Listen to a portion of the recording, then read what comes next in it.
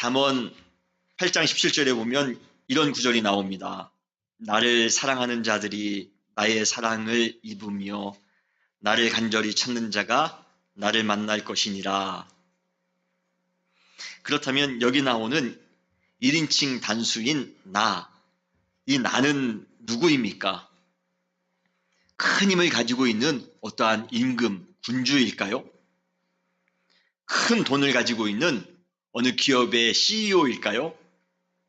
도대체 그는 어떤 존재이기에, 그리고 얼마나 대단한 사람이기에 우리가 그를 사랑하고 간절히 찾으면 만나줄 수 있다라고 하는 것일까요? 여기에 나오는 나는 사람이 아닙니다. 여기에 나오는 나는 어떠한 것을 의인화해서 말한 것입니다. 바로 그 나가 지혜입니다. 이 구절을 다시 바꿔 표현하면 이렇습니다. 지혜를 사랑하는 자들이 지혜의 사랑을 입으며 지혜를 간절히 찾는 자가 지혜를 만날 것이니라. 할렐루야. 저는 잠언 중에서 이 구절, 지혜가 인격을 가진 존재처럼 나 자신을 향해 자신을 찾으라고, 자신을 찾으면 좋은 일이 넘칠 것이라고 당당하게 말하고 있는 이 구절을 저는 참 좋아합니다. 지혜는 아무 노력이나 수고 없이 감나무에서 감 떨어지듯 그냥 우연히 주어지는 것은 아닙니다. 지혜는 적극적으로 자신을 사랑하고 간절히 찾는 사람에게 신비한 방식으로 찾아갈 것입니다. 그래서 우리는 인생의 지혜를 얻기 위해 금광에서 금을 캐듯 노력할 필요가 있는 것입니다. 사랑하는 성도 여러분, 지혜를 사랑하며 지혜를 간절히 찾으심으로 지혜를 만나는 여러분들이 되시기를 주님의 이름으로 축원합니다. 새학년을 맞는 학생들에게 부모나 인생의 선배로서 물려줄 수 있는 최고의 유산, 최고의 가치가 있습니다. 그것은 바로 지혜입니다. 그런데 성경 중에서 그러한 지혜가 집대성되어져 있는 책이 바로 오늘 본문이 나오는 잠언입니다. 인생을 아름답고 바르게 살아갈 수 있도록 해주는 지혜가 보화처럼 잠언에는 가득 차 있습니다. 그래서 우리는 부모나 선배로서 자녀와 후배들에게 잠언 교사가 되어 지혜를 가르치고 지혜로 권면하여 그들이 지혜롭게 인생을 살아갈 수 있도록 도와줘야 합니다. 여러분, 잠언 교사, 지혜 교사가 되실 준비가 되어져 계십니까? 지난해 새학년 출발 예배 때 제가 이 말씀으로, 잠언에 관한 말씀으로 제가 말씀을 드렸습니다. 혹시 1년 전에 제가 했던 그 설교의 마지막 부분을 여러분 혹시 기억하십니까? 당연하죠. 지난주 우리가 했던 설교의 마지막 부분도 잘 모르겠는데 무려 1년 전의 설교를 우리가 어떻게 기억하겠습니까? 그래서 제가 준비했습니다. 작년의 마지막 파트를 한번 동영상으로 보시겠습니다. 앞으로 5년 동안 새학년 출발 예배 시간에는 이 잠언에 대해서 여러분들에게 말씀을 드리겠습니다. 시리즈가 매주 하는 시리즈가 있고 1년에 한 번씩 하는 시리즈가 있습니다. 1년에 한 번씩 하겠습니다. 이제 이 설교를 들으려면, 잠언 설교를 들으려면 1년을 기다리셔야 됩니다. 10가지 잠언 교사가, 잠언에서 우리가 뭘 가르쳐야 될 것인가, 우리가 오늘 목적을 배웠는데요. 우리가 이제 무슨 내용을 우리 아이들에게, 우리 청년들에게 가르쳐야 될 것인가, 잠언에 우리가 10가지 그 내용으로 10가지 지혜로 제가 구분을 했습니다. 그 10가지 지혜를 매년마다 2개씩 제가 5년 동안에 앞으로 그 내용을 하겠습니다. 오늘 여러분 항상 드라마 끝날 때 예고편 있지 않습니까? 그 예고편처럼 제가 앞으로 향후 5년 동안 무슨 내용을 우리 이 잠언을 통하여 가르칠, 여러분들과 말씀을 나눌까, 여러분들에게 먼저 예고편으로 10가지를 먼저 가르쳐 드리겠습니다. 그때보다 제가 좀 더 젊어졌나요? 제가 여기 있는데 저기에 제가 나오니까 또 신기하네요. 1년 전에 제가 무슨 말씀 드렸는지 이제 아시겠죠? 잠언에는 인생의 여러 지혜가 나열되어져 있습니다. 참 많은 지혜들이 있는데 그 지혜를 이렇게 구분해 보면 크게 10가지의 지혜로 나눌 수가 있습니다. 그래서 올해부터 2가지씩 혹은 3가지씩 제가 아까는 5년 동안에 걸쳐 말씀을 드린다고 했는데 아마 4년 정도로 말씀을 드릴 수 있을 것 같습니다. 2가지나 3가지씩 1년에 새학년 출발 예배 시간에 꼭 제가 시리즈로 말씀을 드리겠습니다. 오늘은 그 첫 번째 지혜와 2번째 지혜를 여러분들에게 말씀을 드리겠습니다. 첫 번째, 우리가 잠언 교사로서 우리 학생들에게, 우리의 자녀들에게 꼭 가르쳐줘야 될 지혜 첫 번째는 하나님을 경외하는 것을 최우선으로 하라입니다. 같이 따라 하시겠습니다. 하나님을 경외하는 것을 최우선으로 하라. 사실 세상에는 지혜를 집대성한 책들이 여러 책들이 있습니다. 그리고 성경의 잠언에 나오는 그러한 지혜의 내용 중에는 세상에서도 이미 잘 알고 있는 내용들이 아주 다수 포함되어져 있습니다. 그럼에도 불구하고 성경에 나오는 잠언이 세상의 지혜 문서와 비교해 아주 독특한 점이 있는데 그것은 지혜의 근원, 지혜의 근본이 하나님임을 밝히고 있다는 것입니다. 우리가 지혜롭게 살아갈 수 있는 이유는 우리 인간의 도덕적 능력이 뛰어나서가 아니라는 것입니다.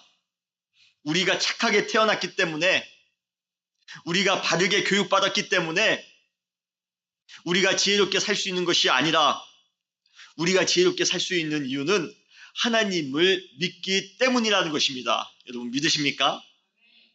그러기에 잠언은 그 서원에서부터 우리에게 웅장하게 이렇게 선언하고 있습니다. 오늘 우리가 읽은 본문입니다. 잠언 1장 7절에 보면 여호와를 경외하는 것이 지식의 근본이거늘.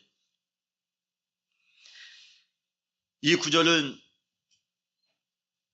클래식 곡이 여러분 전주되어질 때 그 주제가, 그 테마가 계속해서 반복되어져 연주되어지는 것처럼 잠언에는 이 구절이 반복되어져서 계속해서 등장하고 있습니다. 여호와를 경외하는 것이 지식의 근본입니다. 여호와를 경외하며 사는 것이 온전한 지혜입니다. 계속해서 반복되어져 잠언에 나오고 있습니다. 이 세상을 살아가는 지혜의 근본이 하나님을 알고 경외하는 것에서부터 시작됨을 믿으시는 여러분 되시기를 주님의 이름으로 축원합니다. 우리는 인생을 잘 살기 위해서는 많은 것을 알아야 된다라고 생각합니다. 여기 우리 유학생들이 멀리 미국에 와 공부하는 이유가 무엇입니까? 많은 것을 알기 위해서 아닙니까? 많은 사람들이 돈을 많이 버는 방법에서부터 시작해 자녀를 잘 교육하는 방법, 새로운 기술을 익히고 사용하는 방법, 인간관계를 잘 맺는 방법, 건강을 잘 유지하거나 병을 잘 치료하는 방법 등 우리는 다양한 정보의 홍수 속에서 살아가고 있습니다. 다행히 최근 인터넷 같은 정보를 공유하는 기술이 비약적으로 발전하면서 우리는 그러한 정보를 어느 정도 쉽게 얻을 수 있게 되었습니다. 그런데 문제는 무엇입니까? 거기에는 건강한 정보만 있는 것이 아니라 건강한 정보만큼 유해한 정보도 많이 있다는 것이에요. 그로 인해 우리는 많은 곤란을 겪는 경우도 있습니다. 그래서 우리는 아는 것이 힘이 되는 반면에 모르는 것이 약인 경우도 있습니다. 그런데 알매 문제에 있어 우리의 시대가 범하고 있는 가장 큰 실수가 있습니다. 그 실수는 이 세상의 잘못된 정보들을 우리가 가지게 되는 것, 알게 되는 것, 그것보다 더 심각한 것입니다.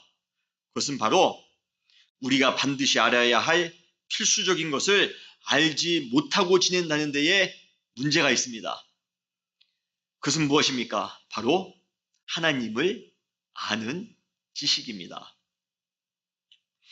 잘못된 정보를 우리가 아는 것보다도 하나님의 지식을 모르며 살아가는 것, 이것이 우리에게는 큰 실수입니다. 오늘 본문에 보면 지식의 근본이라는 그러한 단어가 나옵니다. 지식의 근본이라는 의미는 모든 지식의 출발, 또는 모든 지식 중에 가장 필수적인 것을 뜻합니다. 지식의 근본은 다른 세상의 지식은 다 몰라도 이 지식만을 알게 되면 좋은 그러한 지식, 또는 다른 세상의 지식은 다 알고 있다 할지라도 이 지식을 모르면 모든 것이 실패인 지식, 이것이 바로 지식의 근본입니다. 그런데 잠언은 이 세상의 최고의 지혜가 뭐라고 말씀드리고 있습니까? 하나님을 경외하는 것. 하나님을 경외하는 것이라고 우리에게 가르쳐주고 있습니다. 그런데 안타깝게도 모든 것을 다 알고 있다고 생각하는 많은 현대인들이 정작 모든 지식 중에 근본인 하나님을 경외하는 지식은 알지 못하고 있다는 것이에요. 시편 14편에 보면 그러한 사람들을 향해 아주 혹독하게 선언하고 있습니다. 시편 14편 1절에 보면 어리석은 자는 그 마음에 이르기를 하나님이 없다 하도다. 그들은 하나님의 지식이 아주 없습니다. 문제는 무엇입니까? 그 다음 구절입니다. 그들은 부패하고 행실이 가증하니 선을 행하는 자가 없도다. 하나님을 아는 지식이 없는 사람은 아무리 세상 똑똑한 척 다한다 할지라도 행실이 가증하며 선을 행하지 않는 어리석은 자일 뿐입니다. 그래서 오늘 본문 1장 7절에 보면 미련한 자는 지혜와 훈계를 멸시하느니라 라고 말씀하고 있습니다. 여러분, 하나님의 지혜를 가지고 있음으로 말미암아 항상 승리하며 살아가시는 여러분 되시기를 주님의 이름으로 축원합니다. 그런데 여호와를 경외하는 것이 지식의 근본이다라는 이 구절에서 한 가지 흥미로운 점이 있습니다. 그것은 바로 경외라는 특별한 단어를 사용하고 있다는 것이에요.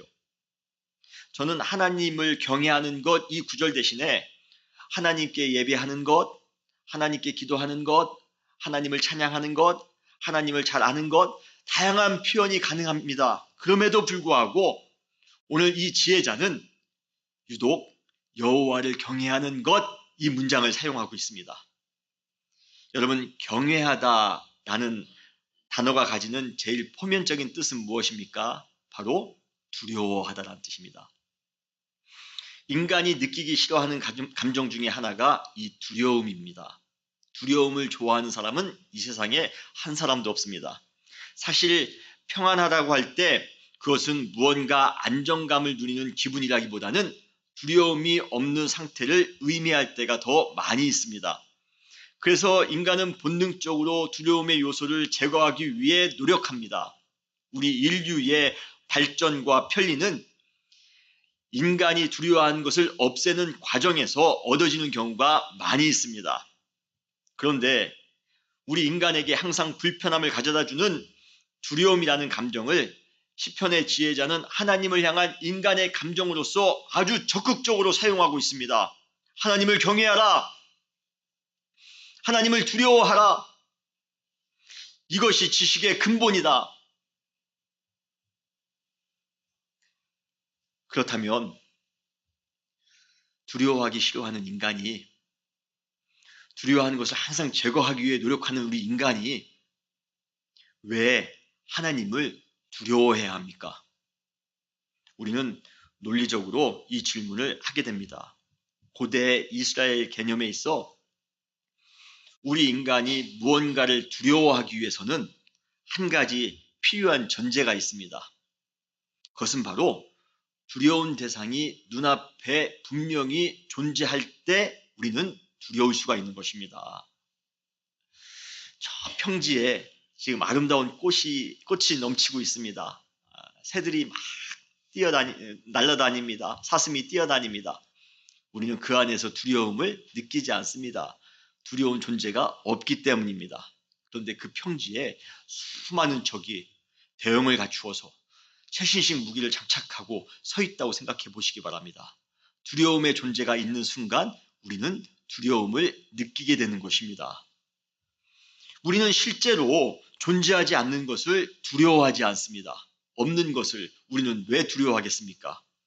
우리가 두려워하는 이유는 실제로 우리를 두렵게 하는 존재가 있기 때문입니다. 결국 우리가 무언가를 두려워한다는 것은 실제 존재하고 있음을 아는 것과 동일한 의미입니다. 이스라엘 백성들이 여호와를 경외할 수 있었던 이유, 이스라엘 백성들이 여호와를 두려워할 수 있었던 이유는 여호와 하나님의 존재를 그들은 아주 생생하게 삶 가운데 느낄 수 있었기 때문입니다. 왜 우리가 하나님을 전혀 두려워하지 않습니까? 왜 여러분들이 하나님을 절대로 두려워하지 않습니까? 하나님께서 우리의 삶 가운데 존재하고 있다는 사실을 전혀 모르기 때문입니다. 하나님이 우리 옆에 계시다는 것을 아는 순간, 이 예배 가운데 하나님이 임재하신다는 사실을 우리는 아는 순간 하나님을 두려워할 수밖에 없습니다.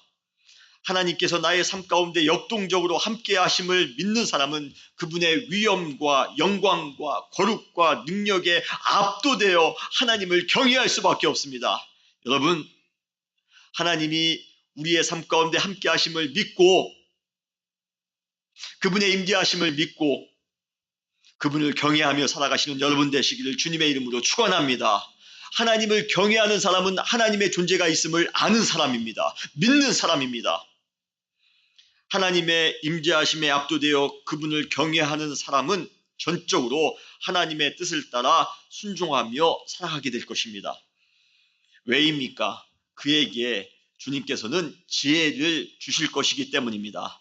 잠언 2장 5절로 6절에 보면 여호와 경외하기를 깨달으며 하나님을 알게 되리니 대저 여호와는 지혜를 주시며 지식과 명철을 그 입에서 내심이며 라고 말씀하고 계십니다. 하나님을 경외하는 사람은 하나님을 알게 될 것입니다. 그때 주님께서는 이 세상이 줄 수 없는, 그리고 이 세상을 능히 이길 수 있는 큰 지혜를 우리 가운데 주실 것입니다. 여러분 믿으십니까?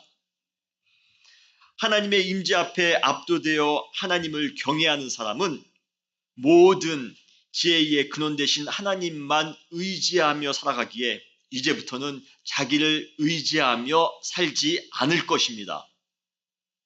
잠언 3장 5절로 7절에 보면 너는 마음을 다하여 여호와를 신뢰하고 내 명철을 의지하지 말라.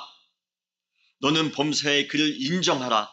그리하면 내 길을 지도하시리라. 스스로 지혜롭게 여기지 말지어다. 너 자신을 의지하지 말며 하나님만 의뢰하며 살아가는 것입니다. 아까 말씀대로 인간이 똑똑한 척은 다 하지만 부실할 때도 있고 왜곡될 때도 있고 매우 이기적일 때도 있고 한계를 가질 때도 있고 편견을 가질 때도 있습니다. 어쩌면 죄인된 인간의 지혜를 가지고만 사는 것이 이 세상에서 가장 위태하며 불안한 것이 될 수가 있습니다. 여러분은 과연 여러분의 지혜만 의지하며 살아가고 계십니까? 아니면 하나님의 지혜, 하나님을 경외하며 살아가고 계십니까? 특별히 하나님을 경외하는 사람은 하나님이 미워하는 것을 자신도 행하지 않습니다. 잠언 8장 13절에 보면 하나님을 경외하는 것은 악을 미워하는 것이니 나는 교만과 거만과 악한 행실과 패악한 입을 미워하느니라. 잠언 3장 7절과 8절에 보면 여호와를 경외하며 악을 떠날지어다. 이것이 내 몸에 양약이 되어 내 골수를 윤택하게 하리라 라고 말씀하십니다. 여러분, 우리가 지혜를 행하는 것은 정말 단순합니다. 지혜는 하나님께서 미워하는 것, 하나님께서 싫어하는 것, 하나님이 악하다라고 말씀하시는 것, 그것을 하지 않으면 됩니다. 천지를 창조하시고 만군의 왕이신, 그리고 우리의 구원자 되신 하나님 앞에서 우리가 경외감을 느낀다면 어떻게 감히 그분 앞에서 그분이 미워하는 것을 우리가 행할 수 있단 말입니까? 우리가 그 군주 앞에서 군주가 미워하는 것을, 군주가 싫어하는 것을 감히 할 사람이 누가 있겠습니까? 하나님이 그것을 싫어하시는데요. 만군의 하나님이 그것을 싫어하시는데요. 우리가 어찌 어찌 하나님 앞에서 그 일을 행할 수가 있겠습니까? 그분이 미워하는 것은 우리도 미워해야 합니다. 그분이 싫어하는 것은 우리도 거부해야 됩니다. 이것이 바로 지혜입니다. 하나님이 미워하는 것을, 하나님이 싫어하는 것을 여러분도 하지 말며 살아가시기를 주님의 이름으로 축원합니다. 하나님을 경외하는 마음으로 지혜를 가지고 살아가는 사람이 받는 축복이 있습니다. 그 축복이 무엇입니까? 바로 지혜의 하나님께서 그를 지켜주시며 인도해 주실 것입니다. 잠언 14장 26절 27절에 보면 여호와를 경외하는 자에게는 견고한 의뢰가 있나니 그 자녀들에게 피난처가 있으리라. 여호와를 경외하는 것은 생명의 샘이니 사망의 그물에서 벗어나게 하느니라. 잠언 18장 10절에 보면 여호와의 이름은 견고한 망대라. 의인은 그리로 달려가서 안전함을 얻으리라. 할렐루야. 우리의 안전이 보장된 장소는 견고한 망대 되시며 피난처 되신 하나님 그 품 안인 줄 믿으시길 바랍니다. 우리가 지혜를 원하는 이유는 안전한 삶을 보장받기 위해서입니다. 세상의 수많은 원리나 이론, 학설이나 주장, 철학이나 처세술이 우리 인간에게 잠깐의 안전을 위한 지혜를 줄 수 있을지는 모르지만 영원하지는 않습니다. 하나님을 경외하는 지혜만이 우리의 안전을 영원히 보장해 줄 줄 믿으시길 바랍니다. 하나님을 경외함으로 진정한 지혜로 이 세상을 이기며 살아가시는 여러분 되시기를 주님의 이름으로 축원합니다. 첫 번째 지혜는 하나님을 경외하며 살아가는 것입니다. 두 번째 지혜는 무엇입니까? 두 번째 지혜는 정직하게 정의로운 삶을 살기 위해 노력하라는 것입니다. 다시 따라 하시겠습니다. 정직하며 정의로운 삶을 살기 위해 노력하라. 죄인된 인간으로 살다 보면 내가 하는 모든 것에 대한 결과가 나 자신에게만 이익이 되었으면 하는 유혹에 사로잡히기 쉽습니다. 우리의 불의와 부정직은 그러한 유혹에서부터 시작되어집니다. 그러다 보니 정직하고 정의롭게 사는 것이 어느 경우에는 손해보는 것처럼 느껴지는 때도 있습니다. 우리가 왜 정직이, 정의가 다 좋은 줄 알면서도 그렇게 살지 못합니까?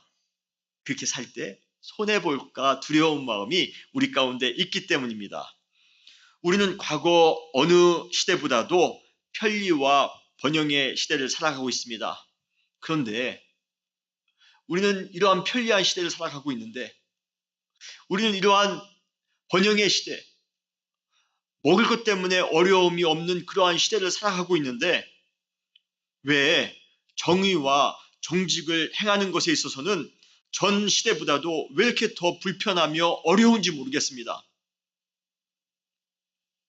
그러나 내 편리와 성공을 위해 정직과 정의를 좀 무시할 수 있다는 생각이 만연된 우리 시대에 오히려 정직과 정의롭게 사는 것이 진정한 경쟁력이 되지 않을까요?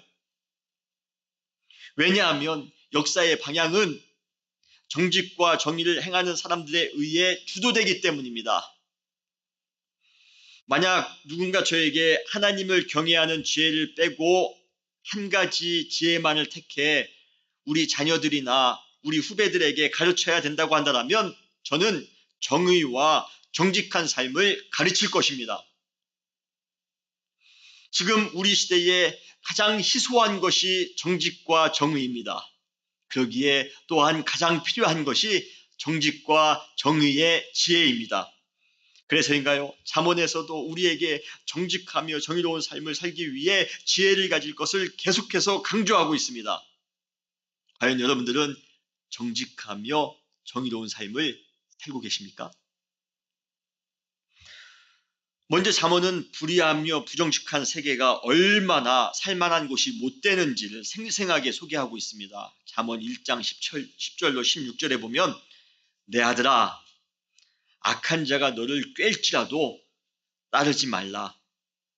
그들이 내게 말하기를 우리와 함께 가자. 우리가 가만히 엎드렸다가 사람의 피를 흘리자 죄 없는 자를 까닭없이 숨어 기다리다가 수올같이 그들을 산채로 삼기며 무덤에 내려가는 자들같이 통으로 삼키자. 우리가 온갖 보화를 얻으며 빼앗은 것으로 우리의 집을 채우리니 너는 우리와 함께 제비를 뽑고 우리와 함께 전대 하나만 두자 할지라도 내 아들아 그들과 함께 길을 다니지 말라. 내 발을 금하여 그 길을 밟지 말라. 대저 그 발은 악으로 달려가며 피 흘리는 데에 빠름이니라.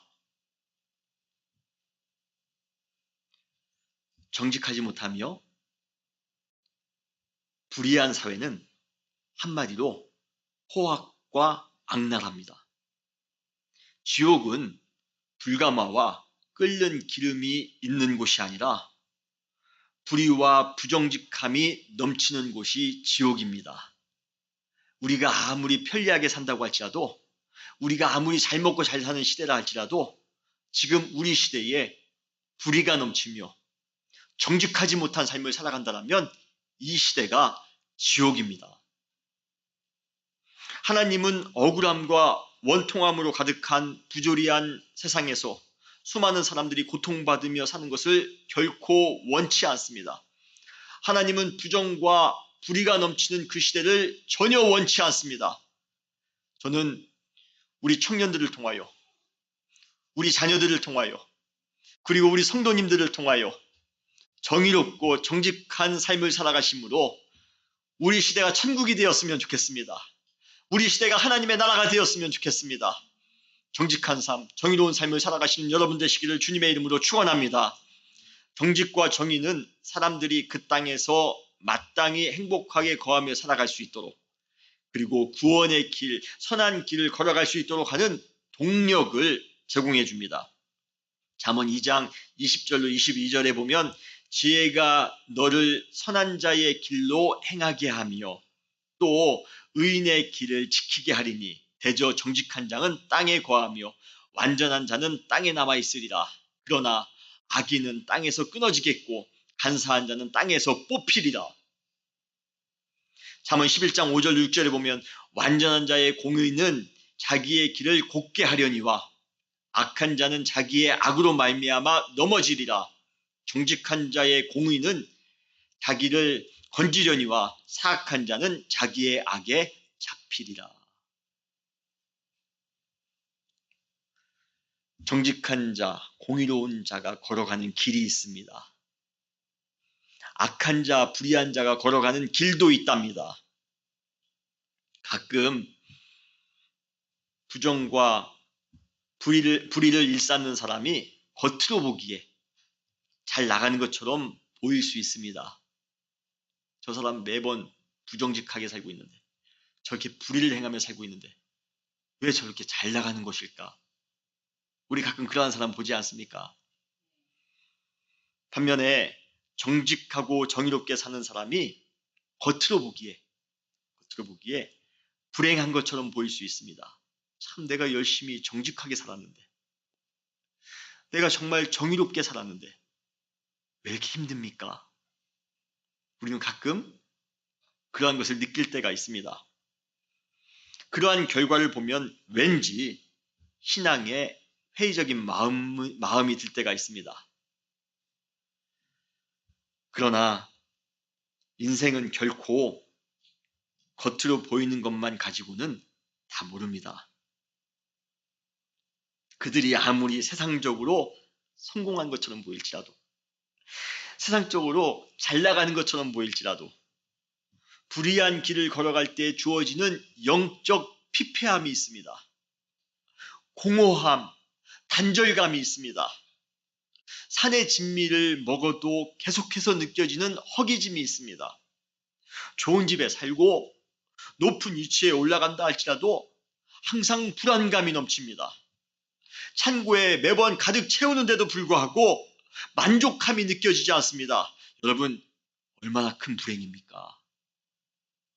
저는 하나님께서 불의와 부정을 행하는 사람에게 주는 저주가 있는데, 그 저주는 그 사람의 욕심의 그릇을 넓게 만드시는 저주입니다. 아무리 채워도 채워지지 않는, 그 욕심의 그러한 드럼통을 넓혀주시는 것은 여러분 저주입니다. 우리 인간은 창조될 때 불의와 부정을 하면서 살면 안 되도록 프로그래밍이 되어져 있습니다. 그러기에 우리가 불의와 부정을 행하면 우리의 영혼은 심각하게 고장날 수가 있습니다. 그래서인가요? 그들이 세상적으로 아무리 성공했다 할지라도, 아무리 잘 나간다 할지라도 영적인 눈으로 그들을 바라보면 그들이 불쌍합니다. 그들이 궁휼하게 느껴집니다. 분명히 내가 그보다는 못 살 것입니다. 분명히 내가 그보다는 낮은 데에 처해 있을지 모릅니다. 겉으로 보기에 말입니다. 그런데 이상하게 영적인 안목을 떠 그들을 바라보면 그들의 영혼이 불쌍합니다. 그들의 영혼이 궁휼한 마음이 생깁니다. 그러나 반면에 우리가 정직과 정의를 행함으로 선한 길을 걸어갈 때 주어지는 영적 기쁨과 유익이 있습니다. 그것은 세상의 성공과 번영과는 전혀 상관이 없습니다. 실패했을지라도, 손해보았을지라도, 억울할지라도, 답답할지라도, 그래도 정의롭게 살며 그래도 정직하게 살 때 느끼는, 바른 길을 걸어갈 때 우리가 느끼는 영적인 쾌감과 자유가 있습니다. 그래서 잠언은 우리가 거짓된 기쁨이 아니라 진정한 기쁨을 누리며 살아갈 수 있도록 정직과 정의의 지혜를 가지라고 항상 강조하고 있는 것입니다.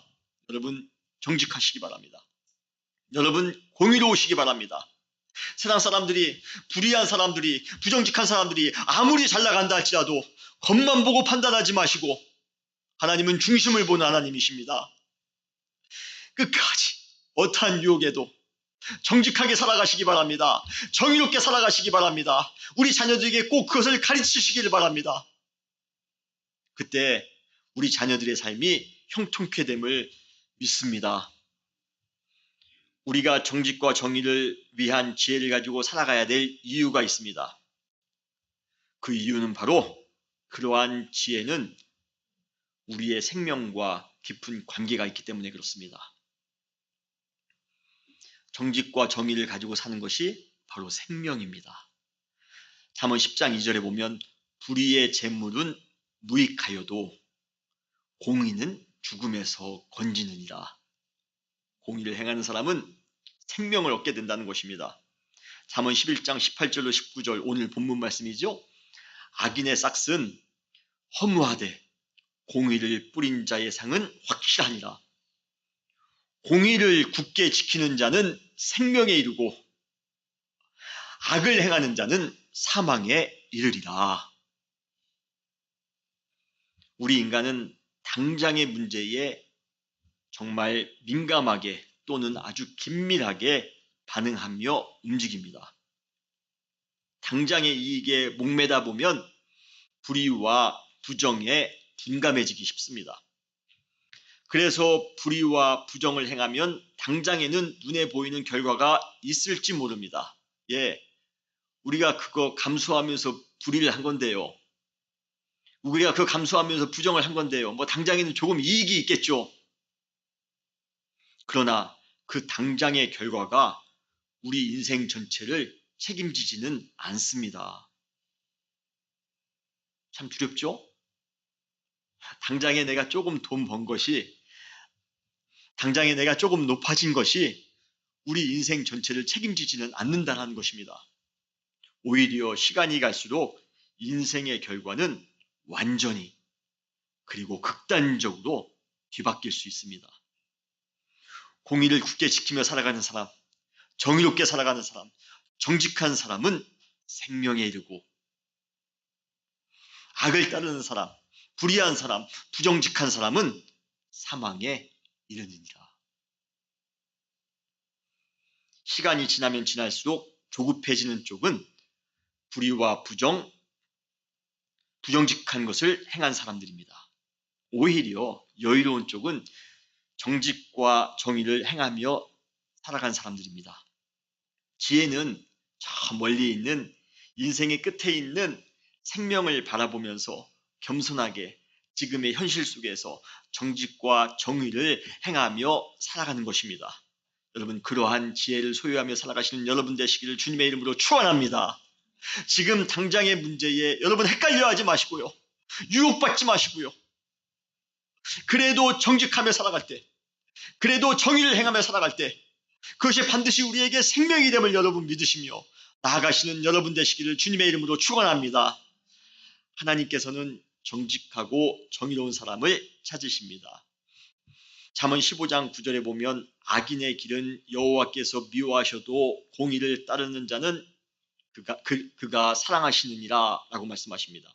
잠언 21장 3절에 보면 공의와 정의를 행하는 것은 제사를 드리는 것보다 여호와께서 기쁘게 여기시느니라 라고 말씀하십니다. 정직하고 정의로운 삶을 사는 것은 단순히 사회적인 문제나 도덕적인 문제를 해결하는 것, 그것으로 끝나지 않습니다. 개인적인 윤리의 차원을 고취시키고 사회적으로 정의가 실현되는 것, 이것이 우리가 정의를 행하며 공의를 행하는 정직하게 살아가는 목표는 아닙니다. 정의를 행하는 것, 우리 성도님들이, 우리 자녀들이, 우리 학생들이 정의를 행하는 것, 정직하게 살아가는 것은 우리에게 있어 신앙입니다. 제사 중심의 사회였던 종교국가인 이스라엘에서 제사보다 하나님께서 더 기쁘신 것이 있다는 것, 기쁘게 여기는 것이 있다는 것을 말하는 것 그 자체가 아주 혁명적이며 급진적입니다. 고대 그 시대에 제사가 얼마나 중요한지 모릅니다. 모든 사람들이 그 제사를 드리기 위해서 얼마나 집중하는지 모릅니다. 그런데 오늘 잠언은 그 제사보다도 더 중요한 것이 있답니다. 하나님이 더 기쁘게 여기시는 것이 있답니다. 그것이 무엇입니까? 바로 정직하게 살아가는 것, 정의롭게 살아가는 것이랍니다. 형식적인 제사보다는, 억지로 마지못해 드리는 예배보다는 하나님께서 공의와 정의를 더 기쁘게 여기신다라고 선언하고 있습니다. 공의와 정의를 행하는 것이 제사 드리는 것보다 여호와께서 기쁘게 여기시느니라. 교회에서 아무리 기도하고 말씀을 읽고 종교적인 예식을 많이 행한다 할지라도 밖에 나아가 정의를 행하지 않고 정직하게 살지 않으면 그 신앙은 아주 소용이 없을 수 있습니다. 예수님께서 산상수훈에서 우리에게 뭐라고 말씀하십니까? 단순히 우리가 주여 주여 한다고 해서, 주의 이름을 부른다고 해서 하나님의 나라에 들어가는 것이 아니라 하나님의 뜻대로 정의롭게 살아가며 공의롭게 살아가는 사람, 그 사람이 하나님의 나라에 들어갈 수 있다고 말씀하십니다. 교회 안에서 기도하고 말씀을 읽는 것도 중요한 신앙이지만 세상 속에서 빛과 소금의 역할을 하며 정의롭게 공의롭게 행하며 살아가는 것, 정직하게 살아가는 것, 이것도 중요한 신앙입니다. 우리 자녀들이, 우리 학생들이, 그리고 우리 모든 성도님들이 그러한 지혜로운 삶, 정의로운 삶, 정직한 삶, 그러한 지혜를 가지고 살아갈 수 있도록 최선을 다하며 살아가시는 여러분 되시기를 주님의 이름으로 축원합니다. 우리 다 같이 기도하시겠습니다.